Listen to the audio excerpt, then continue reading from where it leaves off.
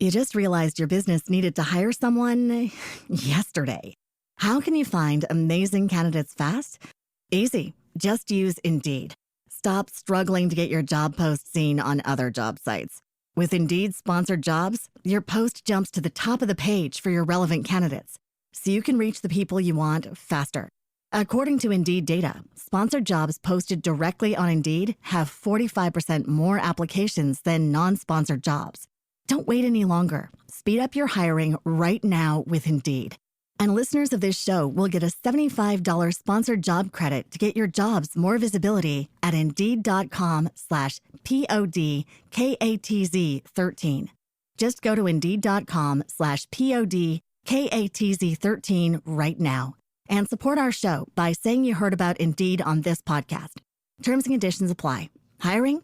Indeed is all you need. Are you ready to learn the 3 secrets to launching a successful podcast? Hi, I'm Bill, a recent client of the Podcast Mogul. If you've been thinking about starting a podcast but aren't sure where to begin, he's got you covered. He is hosting a free webinar where he will share the 3 secrets that can help you launch, grow, and monetize your podcast without any fancy equipment or technical headaches. Click the link in the show notes to save your spot now and let him help get your podcast off the ground. But that's the thing, when you look at the hard data, so, there's an awful lot of claims out there, right? Mm-hmm. We see them every day. There's a lot of claims like, you must do this. This is the secret. This is the only way. This is the hack. This is the shortcut. Welcome back, ladies and gentlemen, to Invest in Yourself, the Digital Entrepreneur Podcast, hosted by me, Phil Better. Ladies and gentlemen, welcome to the final episode of 2020, the 11th episode.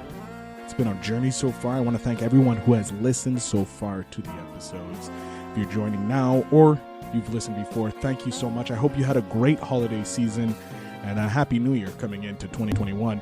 Now, ladies and gentlemen, I have a very special guest this week. It is Mr. Richard Midson. He is a former journalist now on a mission to make a hit podcast. So before anything else, I'm just going to stop right here. Going to tell you to go ahead and listen to this episode because it is one of my favorite episodes I've ever done podcasting. So without further ado, let's go. I used to work in a previous life. I used to work with politicians. One thing that with politicians is that if you go near a broadcast building, assume the mic is live. Not even inside, not even when you get into the interview, but assume when you get near the building, a mic is live somewhere. So it's all right, good to know. But I still ask because I rather not have the politicians come back and bite me and ruin my life. Yeah, no. I don't do that stuff anymore. Good. Way too much hassle. Way too much hassle. No. I just like. What about you though, Phil? Tell me a little more about you. So I'm obviously from Montreal, the former colony of you guys. I work for a bank. My day job is working for a bank, which I completely hate. Good accent. Yeah. And I'm doing the exact same thing you are doing, trying to make a hit podcast, but I'm focusing on digital entrepreneurs. Well, I think you're just focusing on the whole genre of podcasts. Yeah, kind of. Yeah. So I picked a smaller niche. I went digital entrepreneurs because that's where I think the world is heading. So why not start first, try and get into Have you been sort of setting something up yourself, or have you got a project? Or funny enough, the first podcast, one of the first ones I recorded, it was with a man named Donnie Bovin. And he is he's trying to change the way networking is done. Like the old school, instead of walking into a room, spending hours, and not getting anything. He's doing it virtually and trying to get really cool people. So I'm part of his network. So I reached out to him. And he's like, yeah, sure. And live on air, we came up with a business. Right. Awesome. It's Audio Keepsakes. So for family members who, like, if you have a grandparent or you want to get this story that they have and you want to hear it in their words, I teach you how to record it. You send it to me. I clean it all up and I send you back this beautiful thing. And it's like $100, depending. Yeah. But it's also custom, like depending if you're going for like 25 words or less, it's like, okay, I'm not going to charge you $100 for that. It's 2 minutes, but depending on how much it is, we talk, and I'm open for suggestions when I'm talking to a person. I'm not gonna, because I know how valuable this gift is. I'm not gonna try and rip you off and say it's gonna cost you $3,000 for 2 minutes of text. Yeah, Yeah. Well, also, it probably all comes down to the packaging as well, doesn't it? Because if it's just literally a bit of MP3, then there's less pizzazz about it. But it's like when you said $100 there, I thought, is that too much? Is it not too much? And well, I'm looking at like my gut feel actually was it was slightly cheap. That's the thing. Like right now, it's just a bit of audio that I'm doing, but I'm thinking, okay, I can provide USB keys if they want. Like I can look at extra things, and like a 5-minute conversation of audio takes like nearly 2 minutes to clean and scrub, you know, like with the proper stuff. So for me, it's not that time consuming. And I'm like, I don't want to steal this thing because they can do it themselves. I'm just cleaning up and making it a little better for them. So I'm not going to rip them off from this great memory because I wouldn't want to get ripped off of this memory either. So I'm not looking to become wealthy in this aspect. I'm looking how much value can I give you so that you'll be happy. So I'm thinking like, if you have like an hour conversation, okay, then $100. But if it's like a 10-minute conversation or 10 minutes worth of audio, well, it's the value. It's the value to people, isn't it? Yeah. It's like, you know, it's, how much I rather give value is. Yeah, I rather give you the value and you pay me a small sum because I know, like I have. Unfortunately, my grandparents have passed away, and like I would love just to hear their voice again, or just hear them get it. I so can relate to this. I so can relate to this. Yeah, and it correlates with everybody, and like because I have a love of podcasting and I have this great knowledge from podcasting, that's the business, and so I'm slowly building that business up, creating the infrastructure, trying to automate as much as possible so that I can help as many people as well. So that's the sole thing. And this, as of the 1st, which is tomorrow, the podcast drops.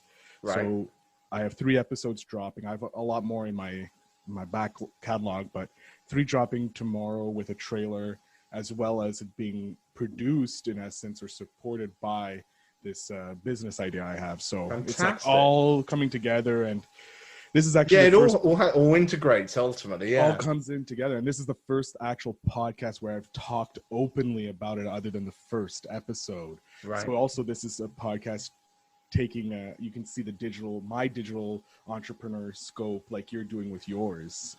So that's why I really was happy when you reached out. I started reading your stuff, and I was like, oh my god, he's doing the exact same thing I do, but in with a different niche. And it's like, oh my god, that's amazing. Well, it's kind of with me. It's kind of it was more the frustration because, you know, as you saw, I'd done several podcasts, and although I'm in a position where I can't make any money even if I wanted to because of my job, it was still that frustration of like, well, how do you make a podcast that actually works? And I don't just mean gets a massive audience, but interests me as well. Yeah. Because I made a podcast that was actually starting to kick off, and I was bored with it. Yeah, you know, and that's a big thing about, well, what makes a hit podcast? Well, a hit podcast is only going to be a hit podcast if you give a damn about it and want to carry on with it. That's so it's like, because I had another one like you. I've been podcasting for a while. I had my podcast that I've been doing for 3 years. It's on the shelf right now. I'm planning to revisit it, but it was all about movies, and it burnt me out. I was burnt out because I was like, how can I keep it up? How can I keep it interesting? There's so many. And so I just got like, it became a job, a task. And I was like, put it on the shelf, tried to pick it up again. And I was like, nope. And then I was like, you know what? I'm fed up with my job. It's a great job. Don't get me wrong.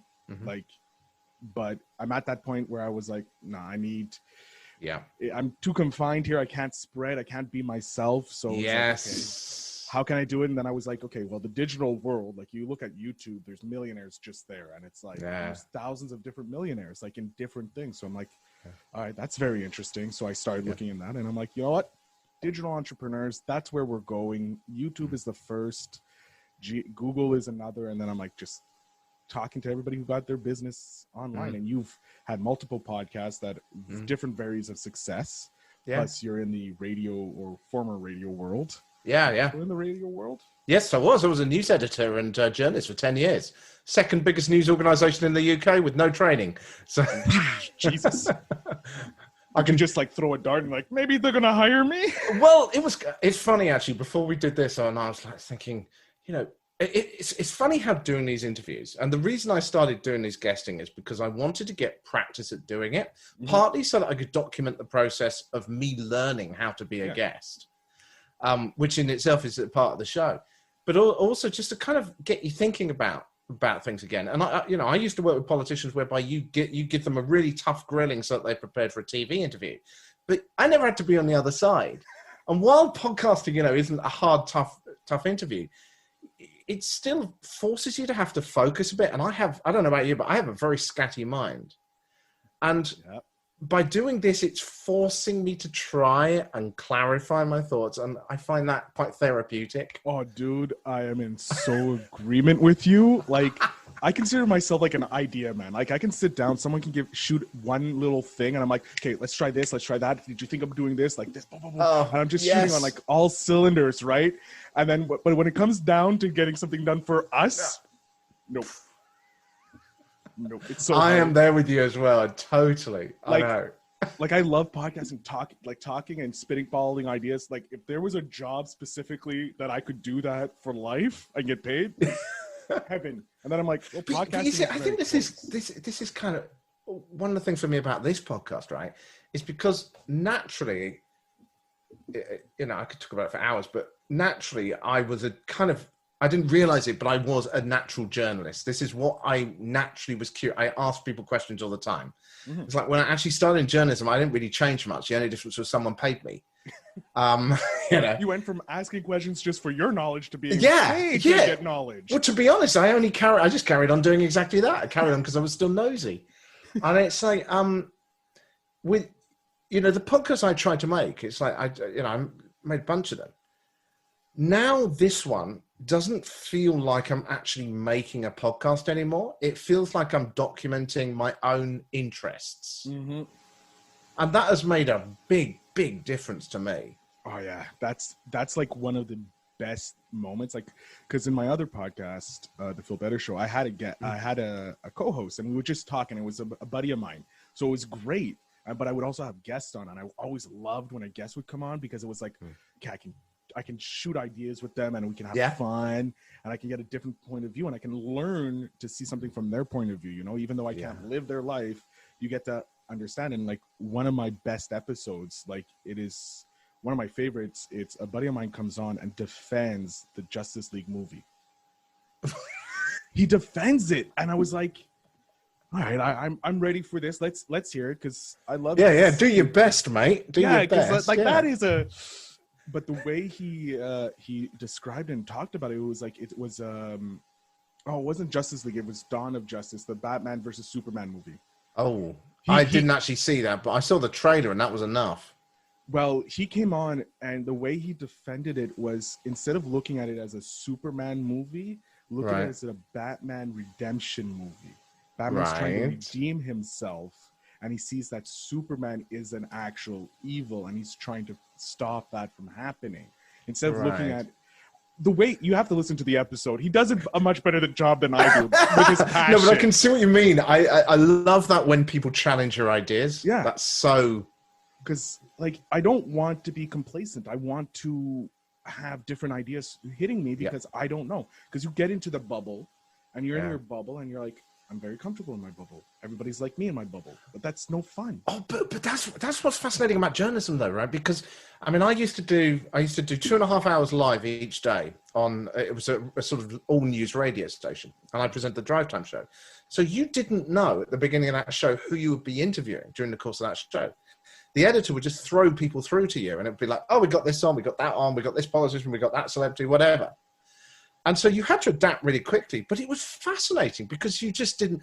I don't know whether you know about this. There was, many years ago, there was an embassy siege in the UK in London, where the SAS, who yes, I was watching. There's a movie on it on Netflix, I believe. Oh, was there? Right, I believe. Or they basically sent in the soldiers who scaled down and went in the building and shot them all, and.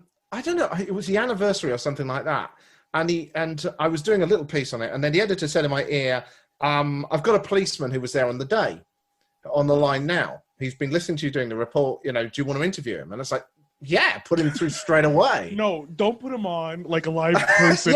Exactly. Exactly. Let me talk about my non-existent experience there. Yeah, exactly. Yeah, I watched it on TV.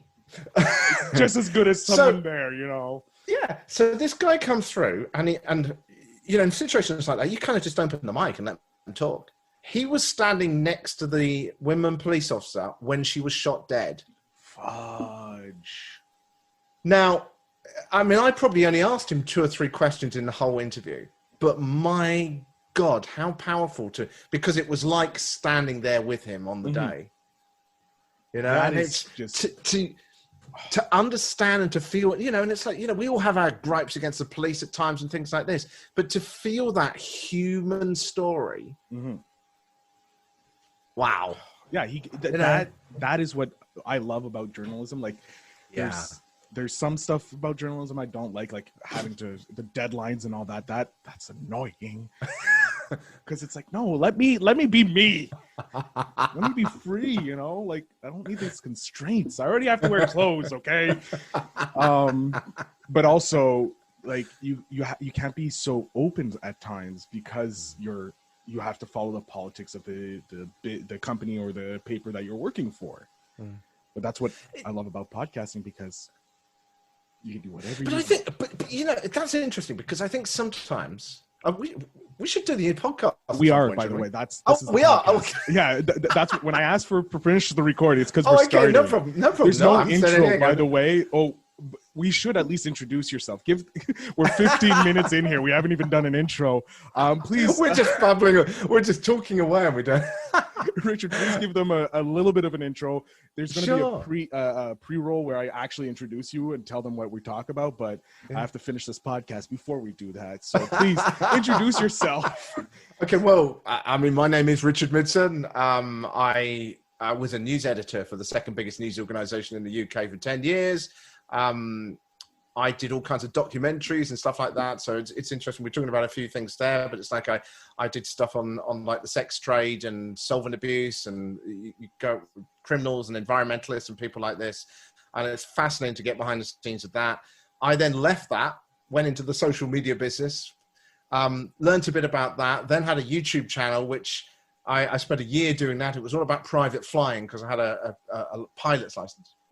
And that was it did reasonably work. 1.6 million views over the course of the year, which was great. That's better than what I have ever done. So congrats there. Well, but it didn't make any significant money. I mean, I was trying to work it out in US dollars, which was, I think I made about $400 a year from that for a couple of years. Still made more money than I did. So congrats. It did stop. And then after that, then I actually went into political communications, and now I work in IT. But in that time, I've done, because I still enjoy audio from my radio days, I've done 5 podcasts over that time. All of them have fizzled out. And finally, I've ended up on this one that I'm doing now, which is kind of going, well, how the heck do you actually make a podcast? And it's called Can I Make a Hit Podcast? So, well, I'm already a fan of it. I have your website here. I'm going to download it because it's great. Just your energy is what sells the podcast. But it's passion though, Phil. It's like, I can feel it off you as well. Yeah. When someone said to me the other day, I was asking for feedback on Twitter, and I said, can you give me some genuine, honest feedback? And I don't care if you're nasty. So, and he was really good because none of it was nasty, but he honestly said, I think this bit is completely unnecessary and distracting. And it's like, awesome, because now I know. Yeah. But he said, one of the things I love about it is the fact that it doesn't feel like you're trying to sell some dream that doesn't exist. Because there's an awful lot of people out there saying, if you set up a podcast, you'll be a multimillionaire in seconds. Yeah. Now, yes, there is a very, very small chance you might be. But chances are you won't be. But when the vast majority of podcasters finish after 8 to 10 episodes with pod fade, there's still got to be a better way. It feels to me, or it felt to me after the five shows, that there has to be a way to enjoy podcasting and achieve some degree of success that makes you happy. And that's what got me so angry and so passionate, which is hopefully what comes across. But I just wanted to find the answers. I just want to know. So I'm looking at what the big podcasters do, like the Wonderies, the Gimlets, and the stuff like this. And then I'm trying to translate that into tests, actual real world tests I can try. So like the one I'm doing right now is on advertising. So I've been studying how they do their adverts. I'm going to put some paid money, going to put some money into ads. Yeah. And I'm going to see if these techniques actually work. And if they don't, I'll say they don't. If they do, they do. That's what's so great about it. You're doing what's called an A/B test. You're going to go. Yeah, absolutely. You have to learn about the marketing, because as a podcaster, you are a company. If you want to make a podcast successful, depending on what your degree of success, like I would love to be paid to podcast. That's my dream. That's my goal.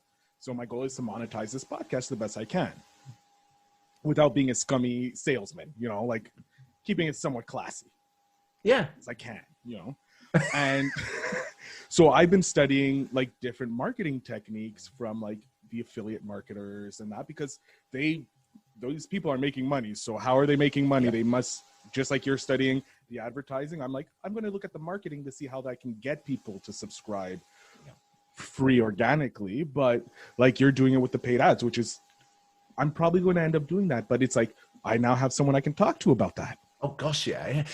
But this is the thing, Phil. I mean, I'm immediate when you were saying that. Then I thought, right, okay, I'm going to have to follow what Phil's doing and find out, because it's that hard data which is so interesting. I had a chap on that does a show called Mind Dog TV, and it's a sort of video show. And we did this thing where we had him and two other podcasters and myself, and we talked about hard data that we got from trying advertising. Mm-hmm. And he came up with this stuff with, I mean, he used to work in advertising, but he was kind of showing that, I can't remember the statistics off the top of my head, I wish I'd written them down, but with Facebook, he, let's say, got 500 people paying attention to his video, but they watch for 10 seconds. Yep. But when he put the same amount of money into a YouTube ad, because people were already watching videos when they saw the ad, the actual listenership was something like 20 minutes. Mm-hmm. It's so interesting. But that's the thing. When you look at the hard data, so, there's an awful lot of claims out there, right? Mm-hmm. We see them every day. There's a lot of claims like, you must do this. This is the secret. This is the only way. This is the hack. This is the shortcut. This is the guru that will teach you everything you need to know. Exactly. And then what I'm interested in, this is the journalist in me again, is like, I don't give up about what you claim. Show me the evidence. Show me the money. Show me the proof. Exactly. I'm the exact same way. Yeah. Like, I love, like, I don't care. Like, if you can show me that it will work, I will pay you the $300, $400, $500 because you're showing me evidence of it's working.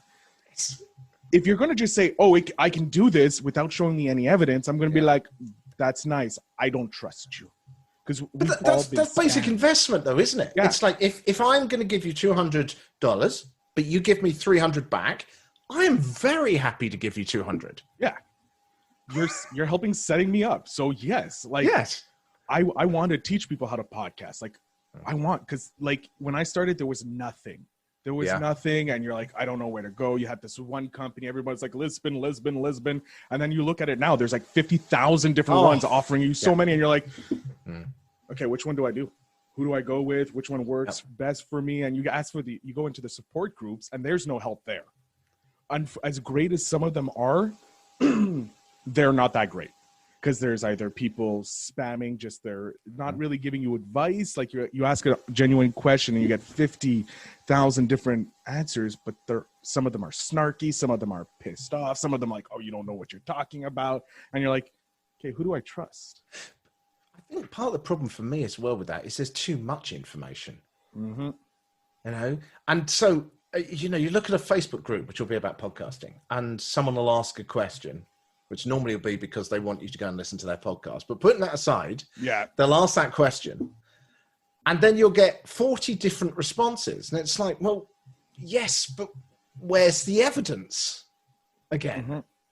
It's like part of me, one of the things, I use a Blue Yeti microphone. I don't know about you, but mine is an XLR because a buddy of mine was a DJ. So he gave me, he gave me, he's like, look, use this Behringer mixer. It's pretty good. If you're going to have multiple guests, you can hook it in. And then I just followed his advice. So it's a mixer. It works. Yeah. I want to get the Podcaster Pro from Rode. Because that's a podcaster mixer. Like that's made for us.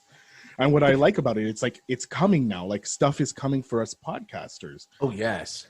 And it's just like it's slowly going to come, and like so like getting in now and getting your getting your hands in. You're slowly going to build. We're going to be the next Joe Rogans and stuff. Like, you learning how to do it. People are going to be like, oh, he's doing it. I'm going to learn from him. Oh, he's being a digital entrepreneur. He's doing, like, we've found our niches in essence. Yeah. But it's also, you know, it's also about finding what works for you, I think. You know, it's like, I mean, you mentioned Joe Rogan there, and it's like, I was listening to Mark Cuban from Shark Tank. Yeah.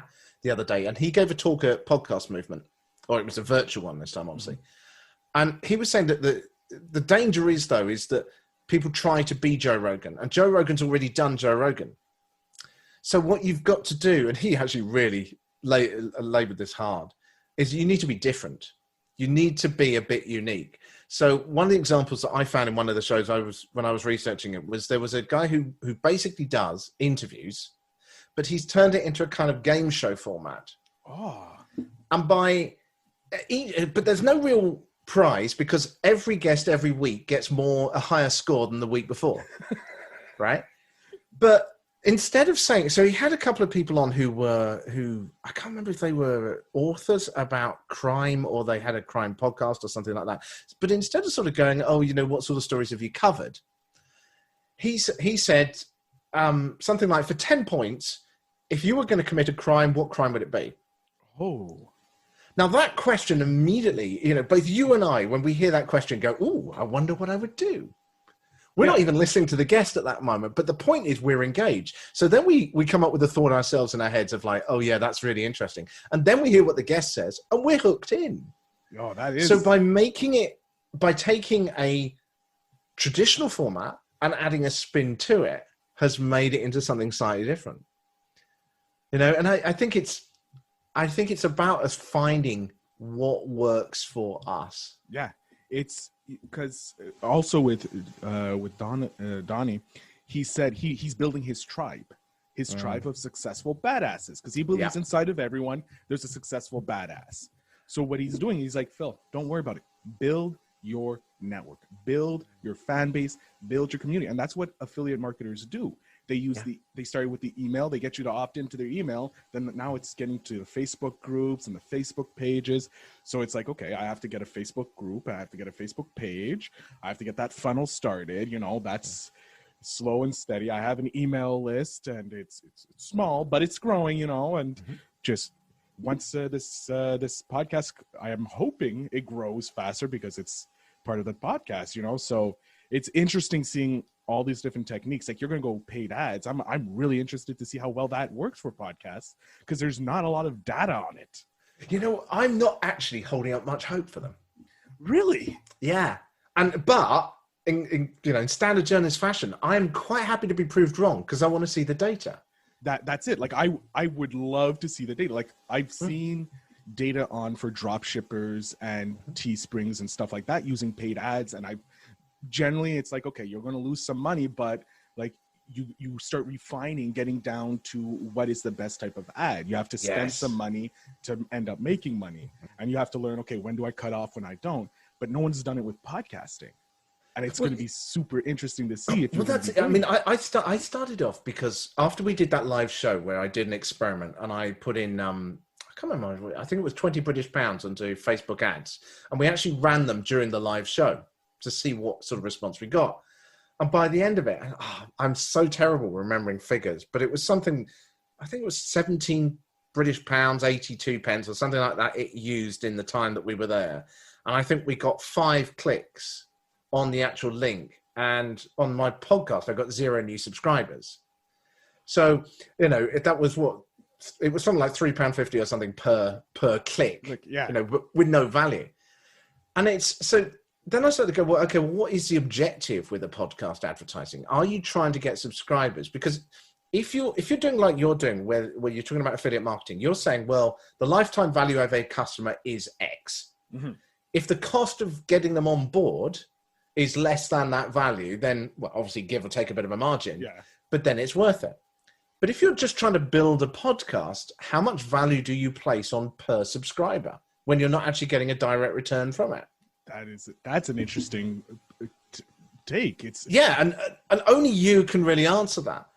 So then you've got the next question of, well, if I am selling a product, then I have got a clear value proposition to give to someone who's listening. Mm-hmm. You know, buy my widget and it will give you X value. Yeah.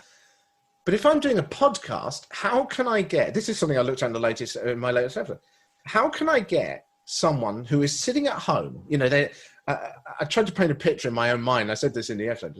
It's like they're sitting at home, they're watching the TV, they're probably having a drink in their hand, they're looking at their phone on social media and they're scrolling through. And how am I going to put something in front of them that is not going to say, oh, please subscribe to my podcast because I really want some listeners.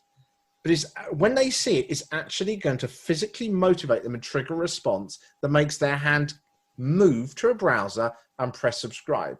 What do I need to say and show them that will literally mentally stimulate their body to move? That's what I've got to do. So then I started studying, because I didn't really have a clue. And the first thing I tried, and I know a lot of podcasters do, is we put a picture of our logo on the advert, and we put a couple of words, which effectively means please listen to my show.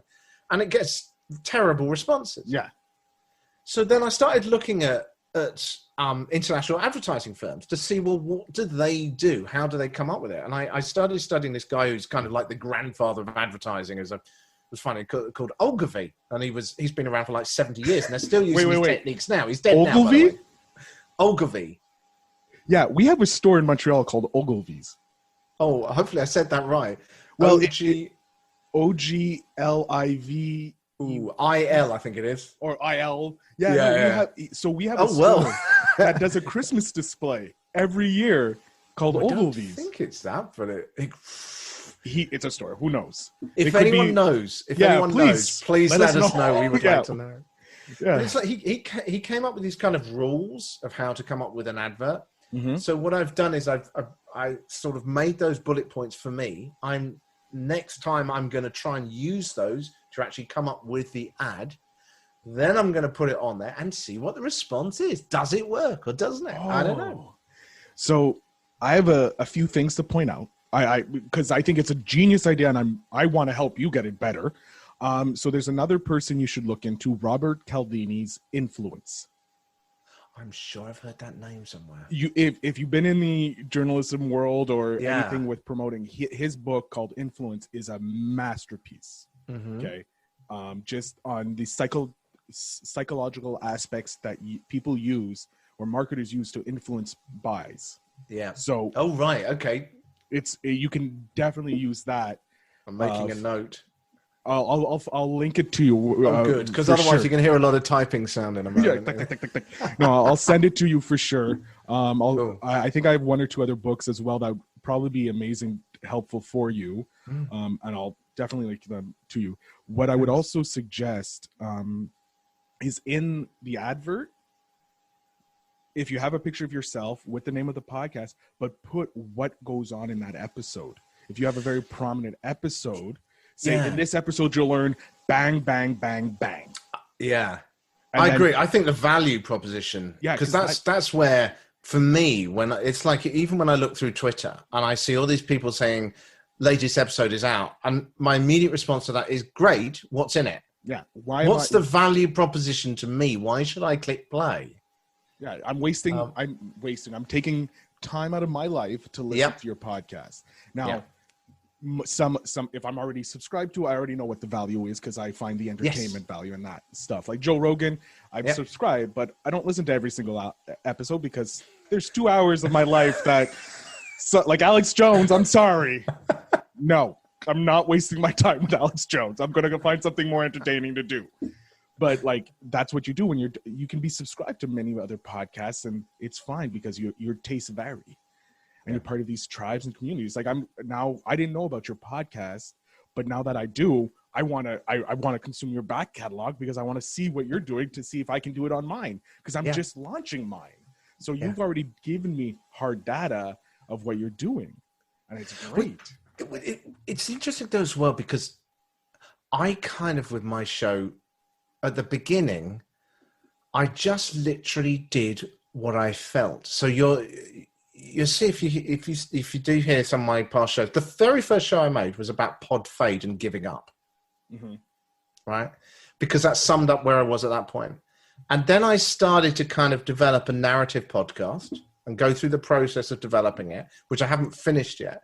And then it evolved over time. So I stopped for about 4 weeks because I was too busy at work. Mm-hmm. And my whole attitude was that the rules, the conventional wisdom is you've got to keep up your consistency and build a relationship with people and stuff like that. And it's like, well, I don't actually care at this point. I am doing something to try and find out how this stuff actually works. Yeah. And I don't just mean how to grab loads of people. I mean, works for me personally as well. How can I stimulate and motivate myself to do it too? Yeah. So the whole thing has been a real experiment. Some episodes have been long, some have been short, because I've just been trying things and seeing, and I seem to be finally settling into a kind of format now. Yeah. But for the best part of a year, it went all over the place, and I'm not regretting that one bit. No, because you're learning more about yourself as a podcaster, Exactly. as an interviewer, depending on, like, you have an interview podcast like this one. So you're learning your tips, what works for as an interviewer, what works not, how to deal with guests that maybe don't have the most energy to the ones that have way too much energy. I'm one with too much energy.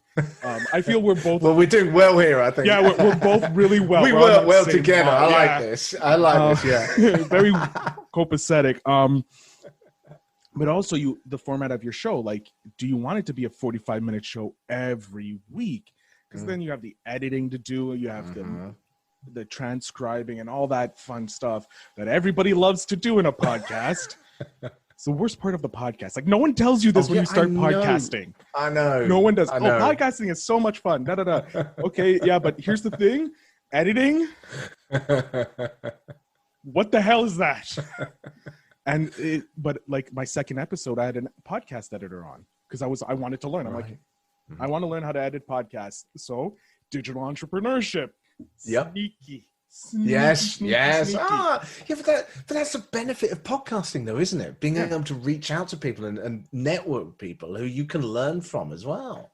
Yeah, like Donnie taught me how to think of a business idea and how to construct the business idea. Yeah. The podcast editor taught me how to do podcast editing and like the tips and tricks and what are the focal points you have to. Talking with you, I'm learning, okay, I have someone that I can reach out to. I'm like, hey, I'm starting paid ads. What shouldn't I do and what should I do? And you're like, I tried this, it didn't work well, but it did give me little bits of results, but also here and this and that. I'll be like, awesome, great. I have hard data for podcasts because I have data for drop shipping, but how can I take drop shipping and put it into podcasting? I don't know how to do that. Yeah. So at least I have a stepping stone. I'm like, okay, I have a bit of this knowledge over here with your knowledge, put it into a pot and let's see what works. That's how we all win, though, isn't it? But that's how we all win, by sharing this stuff. Yeah, because this is what I've been thinking about this a lot with my family. So this episode's going to be philosophical, I guess. But for the most part, since we've transferred from like the 20th century to the 21st century, we've literally gone from an industrial world where everybody kept secrets because you already had like, oh, he's got the secret to Coke formula. Oh my God. Mm-hmm. Everybody was very like, it's what's me versus now, like our generation, the generations under, since Google's come around, everything's so accessible. All the knowledge is accessible. Everybody's just like, yeah, this is what I did. Like, good luck with it. Like, I hope it works for you. Whereas years past, it was like, no, I will not tell you how my Model T works. It's fine. And this is what, like, I think this is right now we're having this that's why we have so much partisanship around the world. Like so many, like the left and the right, like not coming together because everybody's like, they don't understand. Like we have to share. Everything's about sharing now. Like, yes, you can have your own, but you can't be afraid to share some knowledge with other people. But I think the things with vast majority of knowledge now is I can get it on Google free. Mm-hmm. So if you want to charge me $100,000 for a course on how to, I don't know, write a book, it's like, well, I can probably find it all on Google for free in half the time. Yeah. So it's like, well, then you've got to say, okay, well, in which case you just got to give that. What's the point? You might as well just share that stuff out. Because ultimately, how are you going to make your money? It's not by to an extent, I suppose, repackaging what's on Google, you probably can get away with, but you're not going to make a lot of money from that. No. So the only thing you can actually do is to give that real added value on top of that information that you personally can give from your own life experience. Yeah. And like but the actual information itself, anyone can get anywhere, really. It's delivering it in a proper way that's accessible to people that they can understand. Yeah. Two, it's connecting with that person. Like if you had a course selling podcasting, I'd be like, yeah, I've talked with you for like 20, we're at 37 minutes now. I'm like, yeah, it's $100. He has a go-to course that wait until I've got a bit more research. Yeah, no, of course. but I get your point. Yeah. Yeah. So like, I trust your value, the knowledge that you bring to it, because I know that if I'm investing in you, that's 20, 40, 50 bucks, whatever the podcast course is, you actually will show me hands down. It's not just this PDF file going, good luck, bye. You're like, no. That was scraped from a bunch of other websites. And just like, it kind of looks nice, you know? Yeah. Like I was talking to my dad. My dad has 35 years in the insurance industry. Not just the like mom and dad industry. Like he was dealing with multi-millionaires. Right. So, and I'm like, Dad, we can monetize that. Like you have a skill. He's like, no one's going to pay. I'm like, I can guarantee you, I can find people paying $500 for an hour of your time. Guaranteed. Because and he also has a course, not on selling insurance, but on being assertiveness course. Right. So like, yes, you can find hundreds of courses online on assertiveness. But my dad has testimonials. He's technically a professor at a Egypt, which is kind of like our in between high school and university. So it's like our college type thing. I don't know. We're weird here in Quebec. What can I say? But he taught there for multiple of years. And then plus his past in insurance, plus his youth, he helped fundraise for charities and Boy Scouts and all this. I'm like, dude, I can get you $1,000 just with that info. Like if you say like just the qualifications he hit, that knowledge is bringing the value, and people are like, it's a steal. Like we started off, I told you about the value of my business, what I'm calling legacy forever, or your legacy forever. Like I'm giving you this simple value. There's a charge to it. Yeah. But you getting this amazing thing comes off priceless, which I love giving because you're happy. And if I make a little money off it, why not? Well, yeah, but there's nothing wrong with making money if you're giving someone else value. Yeah, it's not at all. But I think the point you're making is value when something's costing so much, but the value's down here. Yes. Or when you've charged them that, and then they discover how low value it is. Yes, which is the biggest crime. If you're actually genuinely giving value, then I don't see. But it's interesting. It's this whole point though about what is that extra icing that you can add on that information that is already out there that we're just saying. It's like when I first started doing a few of these podcast guesting spots, and I was like thinking, well, what value can I give?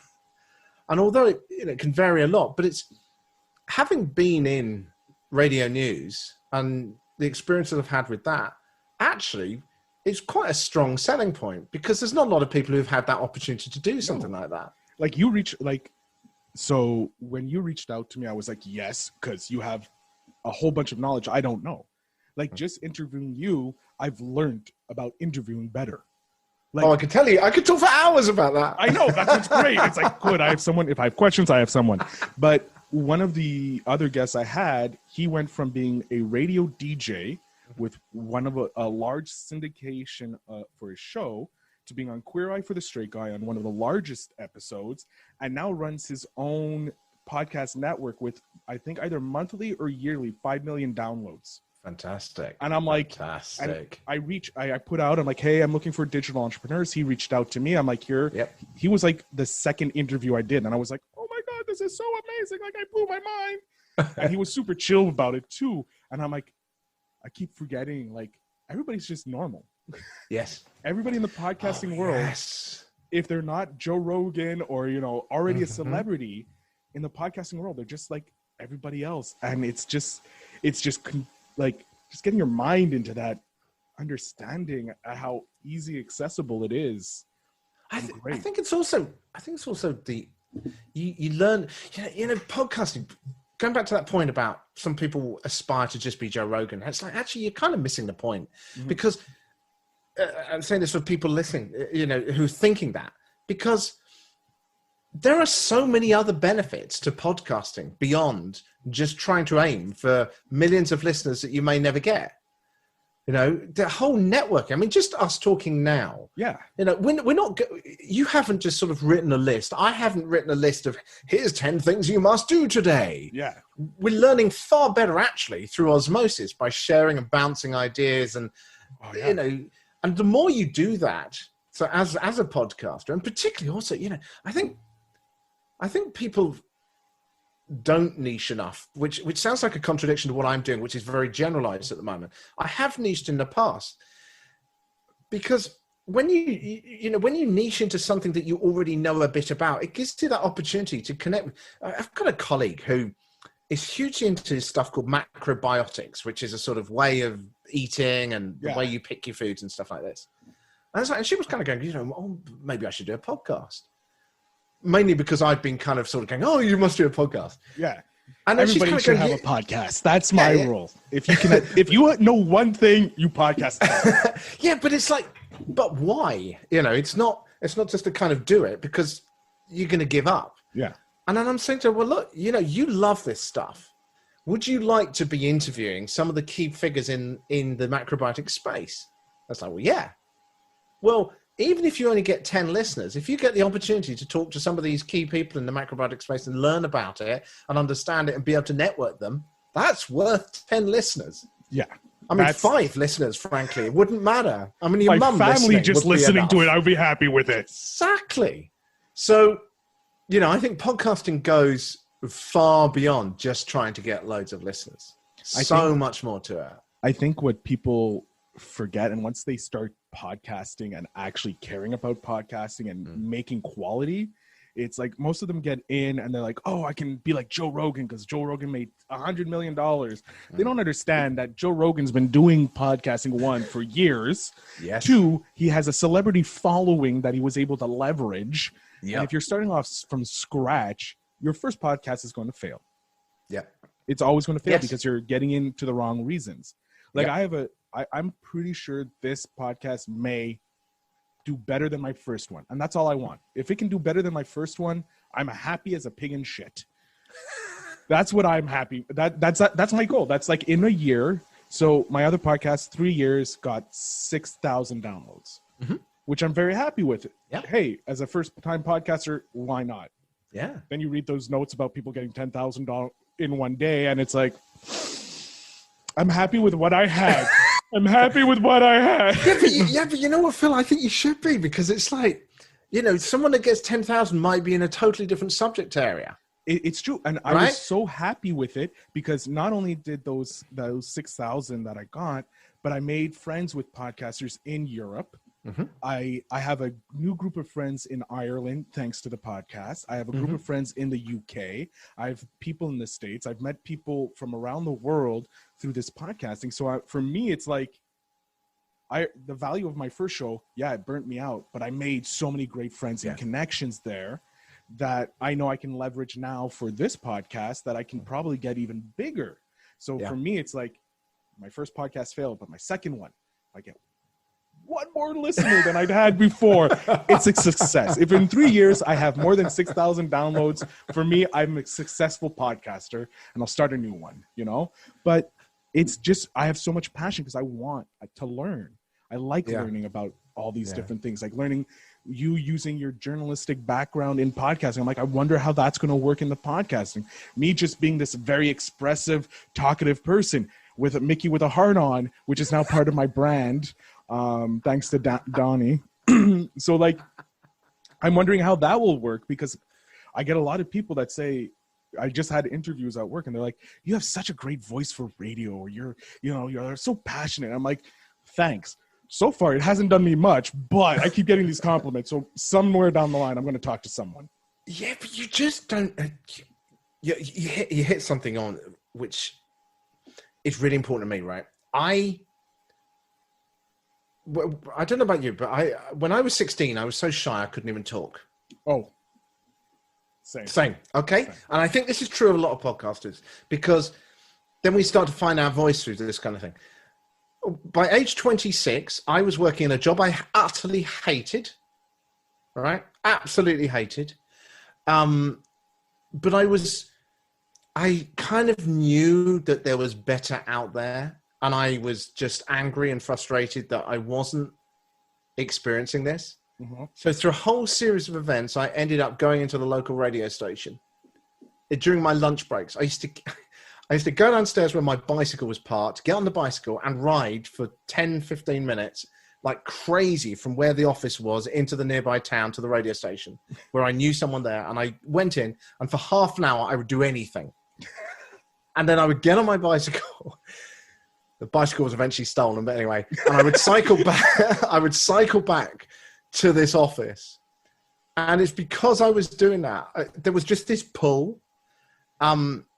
Because I was doing that, when ultimately I parted ways with that company, they told me to find a new job. They politely said, we don't need your services anymore. yeah, we really appreciate you being here, but get out.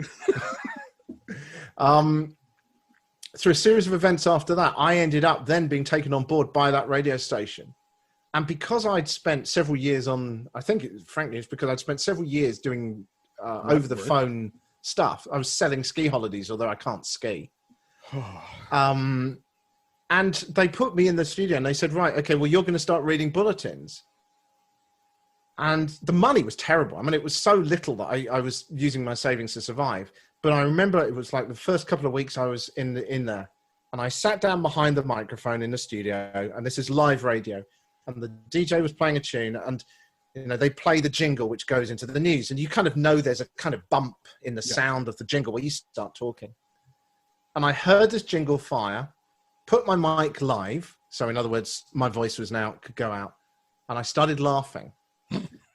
And the reason was because I could not believe that a short time ago, I was hating life and hating my job. And now someone was giving me money to talk. I mean, it was just inconceivable that someone would do this. But also because I just loved it, and because to me it was like a game, right? I then just did other stuff. So unlike the journalists who came in who'd had the training, who were kind of going, oh, well, I do my job and go home. Mm-hmm. I was like, well, what can I do now? It's the end of the day. Who cares? What can I do now? And I would interview these people just like you're doing on the podcast. And met some absolutely incredible people. I then paid for myself to go with some environmentalists to this event. And I lived with them and got under really to understand them. And I supplied some of that information that I gained from there to IRN, it was called. So it was ITN is the second biggest news organization in the UK behind the BBC. I provided a bit of information to them, did a little piece for their output. So then I applied for them as a freelancer, and obviously said to them, well, I've done stuff for you already, which opened the door. I was there for 3 months, and then because I was so passionate, I just started doing stuff. Again, the journalists were just coming in and just doing their job. And I was going out and I was doing these documentaries on things. And, like I mentioned, the sex trade thing. I love that documentary because I tried to do an authentic look at what it really looks like, both pro and con. And so I'd been there 3 months. And then one day the editor called in sick. And I'm still convinced it's because I was the oldest person in the room at that time. They said, right, you're the editor. And there were all these journalists who'd been to journalism college and have been working for years. And there's me, who a couple of years before that was working selling ski holidays with no journalism training at all. And I sat in his desk and it was a baptism of fire. I mean, journalists are competitive people. I can only imagine. Oh, yeah. But by the end of the week, the editor who was meant to be there hadn't come back, and I was still in the desk, and they offered me a full-time job as a duty editor.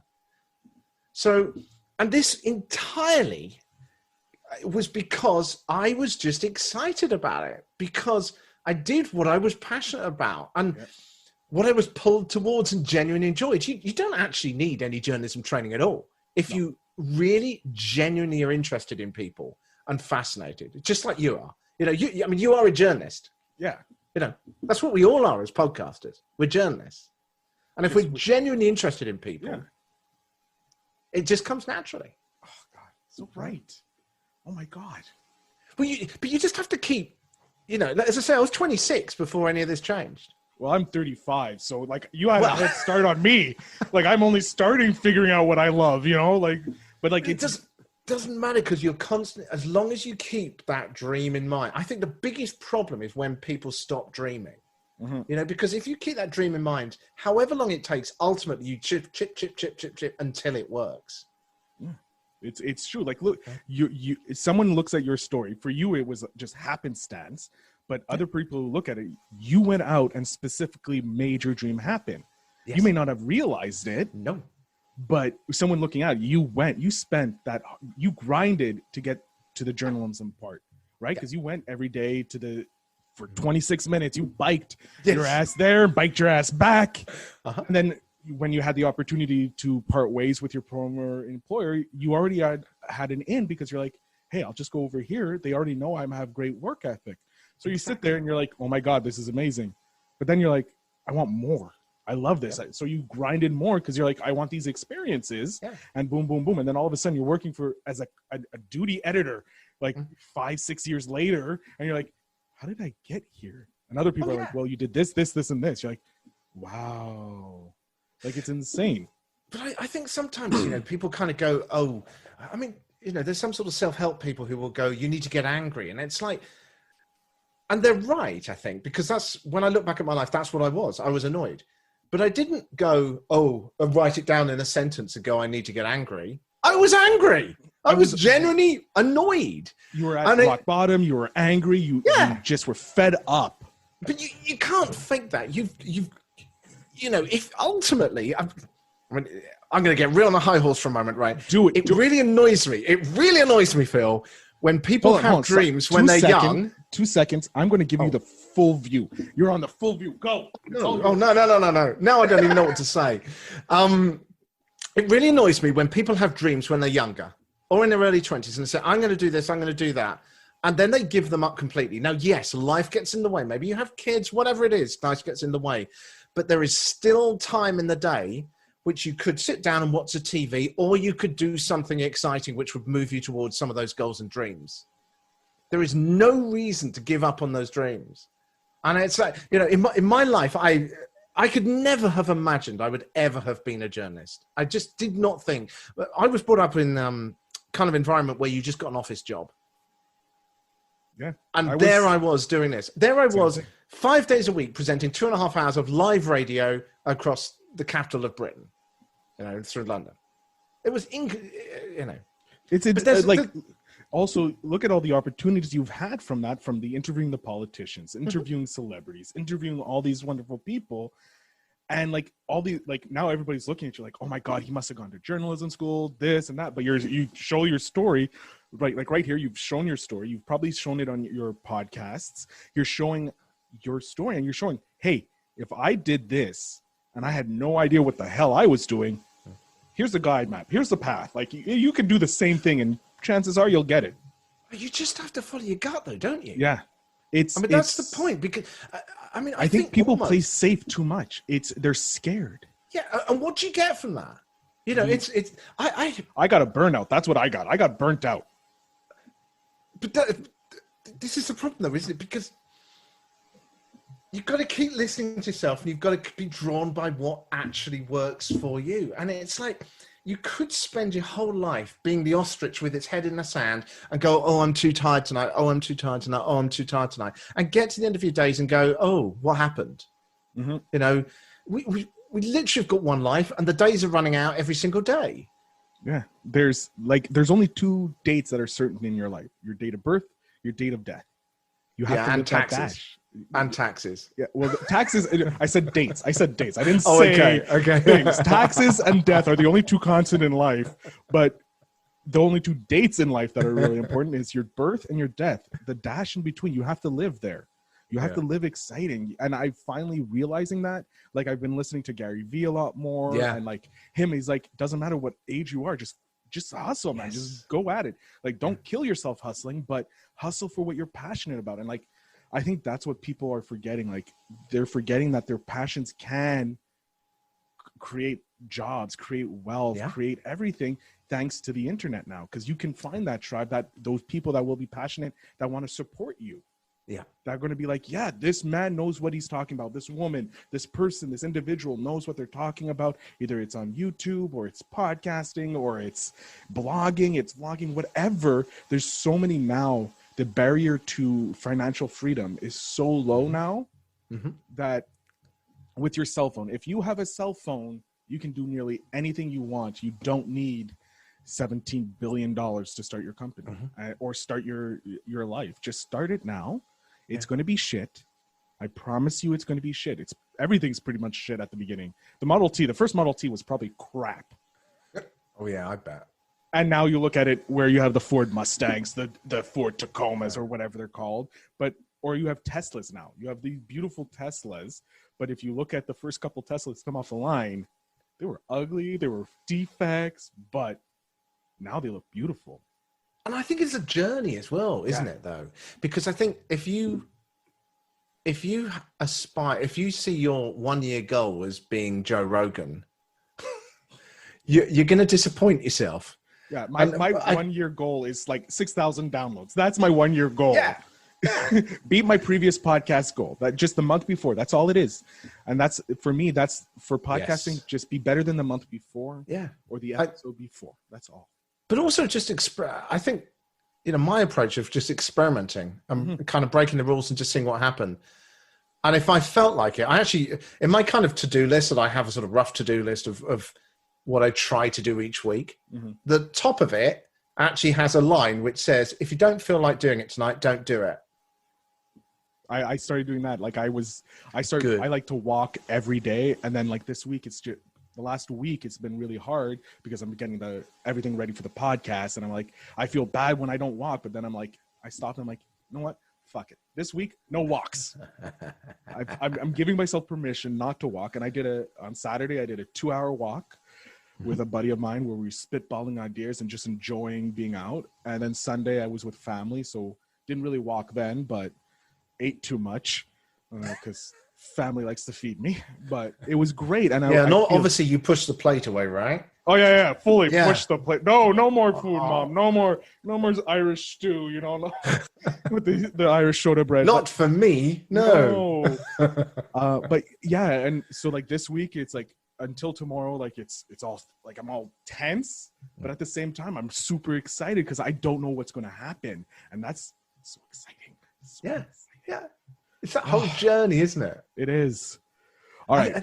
This whole sort of success breeds success kind of thing, I think has got a lot of merit. If you set yourself a small goal and beat it, you might go, oh, well, that goal was too small, but that's, and I'll try harder next time, but that's far better than setting yourself a big goal and failing to meet it.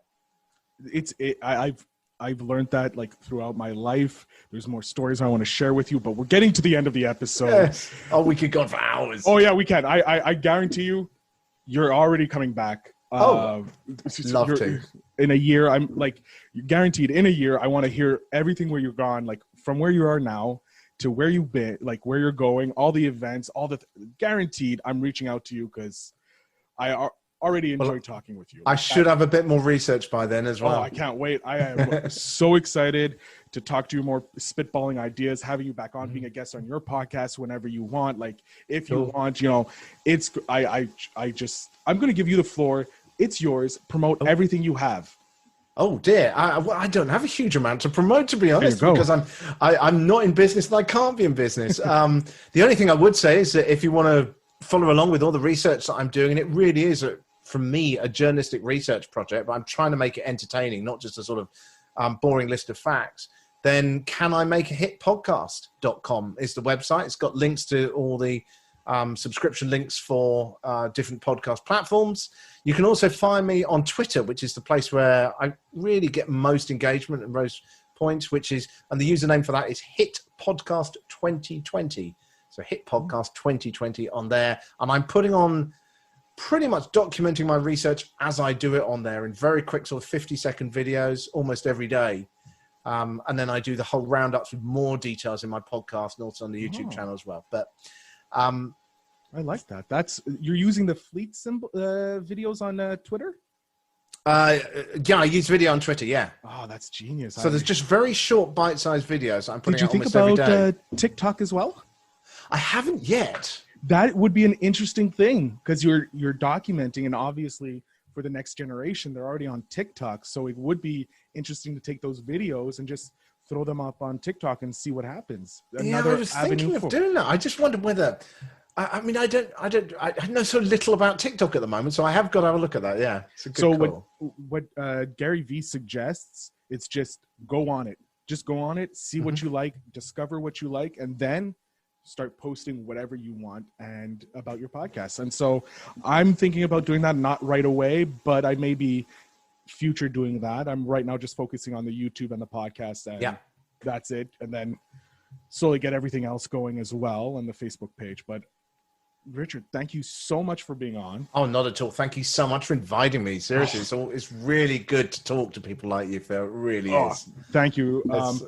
To you, thank you. To the listeners, thank you very much. Make sure you go check him out. At least give him one episode. If you enjoyed listening to him talk to me, then you're probably going to listen and enjoy one of his episodes. The first link, of course, always in this podcast, is our guest podcast information. So you can click there. We'll bring to you his website, his podcast, everything like that, because this is what it's for. It's his podcast. It's not mine.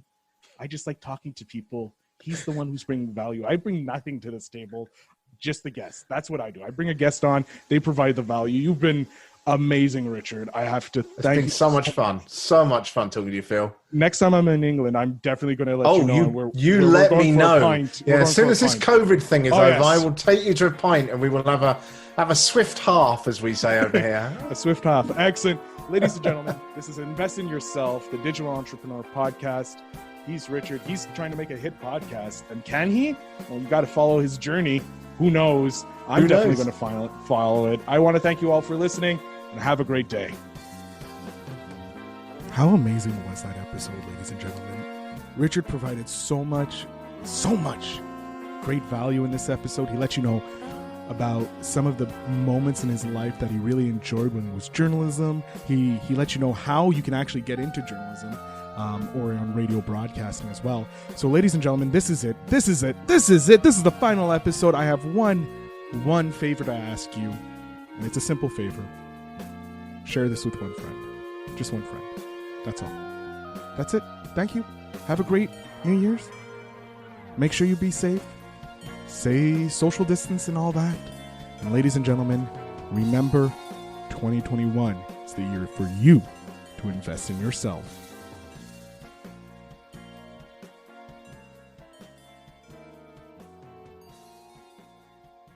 Thanks for tuning in. Now it's time to take the next step. When you're ready to dive deeper into how to launch, grow, and monetize your podcast, Phil's got something special for you. Join him for a free webinar where he'll reveal the 3 secrets that have helped countless entrepreneurs succeed in podcasting. Click the link in the show notes to save your spot, and let's turn your podcasting dreams into reality. You just realized your business needed to hire someone yesterday. How can you find amazing candidates fast? Easy. Just use Indeed. Stop struggling to get your job post seen on other job sites. With Indeed sponsored jobs, your post jumps to the top of the page for your relevant candidates, so you can reach the people you want faster. According to Indeed data, sponsored jobs posted directly on Indeed have 45% more applications than non-sponsored jobs. Don't wait any longer. Speed up your hiring right now with Indeed. And listeners of this show will get a $75 sponsored job credit to get your jobs more visibility at Indeed.com/PODKATZ13. Just go to Indeed.com/PODKATZ13 right now and support our show by saying you heard about Indeed on this podcast. Terms and conditions apply. Hiring? Indeed is all you need.